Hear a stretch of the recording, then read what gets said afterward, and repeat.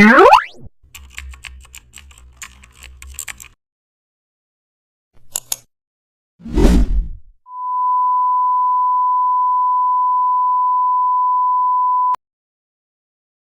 back to the channel. Don't forget to like, share and subscribe for more updates.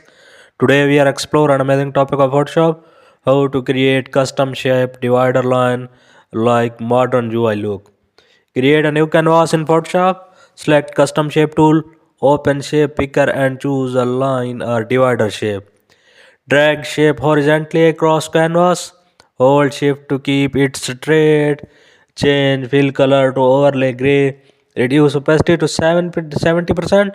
Duplicate the shape layer. Move duplicate slightly downward. Reduce opacity more for subtle depth. Select both layers and align center. Add text above below divider. Adjust spacing carefully. Zoom out and preview layout. Divider separates content cleanly. Thanks for watching.